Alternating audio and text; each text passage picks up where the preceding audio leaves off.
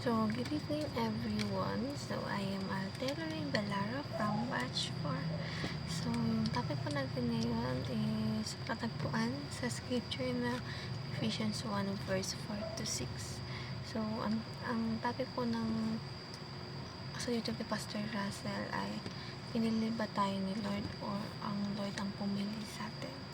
So, ayun nga, medyo na-confused rin ako nung una kung sino ba talaga yung pumili, since isip ko na parang una kasi may kanya-kanya tayong religion, so inisip ko na baka tayo yung pumipili talaga ng religion natin, kaya ang unang nasa isip ko before ay tayo ang pumili sa Lord. Kasi nga, di ba, maraming religion sa Philippines. So, inisip ko, mayroong free will yung lahat ng tao para pumili ng iba't ibang religion. So, mas na-realize ko at mas nagkaroon ako ng deep knowledge na ang totoo pala ay si Lord ang pumili sa atin. Hindi pa tayo pinapanganak, hindi pa tayo nakakasilang sa mundo. Pinili na tayo ng Lord, pinili na tayo ng Diyos para maging anak niya. So, tayo bilang anak ni Kristo, we are eternally saved by Christ, sabi sa teaching ni Pastor Russell. But of course, for us to be able to maintain it, of course, kailangan natin sumunod sa mga rules, sa mga utos ng Lord, sa mga gustong mangyari ng Lord sa buhay natin. Kaya nga sabi, meron tayong manual in life. So, the manual of our life is the Bible.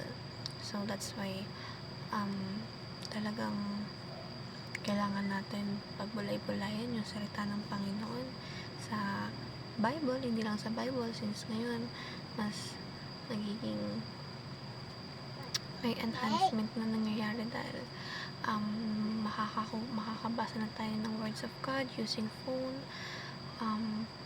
Marami na rin tayong marami ng mga Bibles na pinamimigay. So,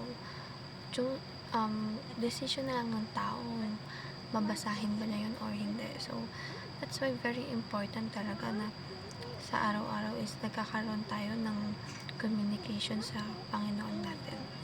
Of course, kasi kada araw, iba't ibang learnings yung makukuha natin sa mga salita niya, at hindi araw-araw rin na nagkakaroon tayo ng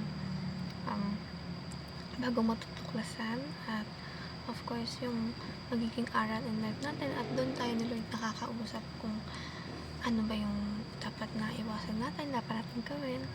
At of course, it is our guide in life, kaya very important talaga na nababasa natin yung manual natin. So, ayun, kaya nga nasabi ko na hindi tayo ang pumili sa Panginoon, tayo ay pinili niya bilang maging anak niya.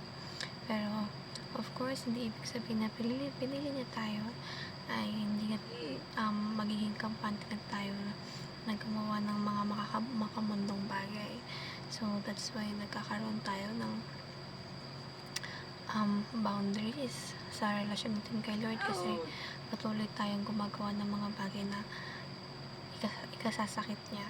So, ayun, dahil mayroon na tayong kaalaman sa tama at mali, mas may iwasan natin yung mga bagay na hindi dapat natin gagawin for the sake of the Lord, and of course para rin sa safety natin. That's all. Thank you. Bye-bye.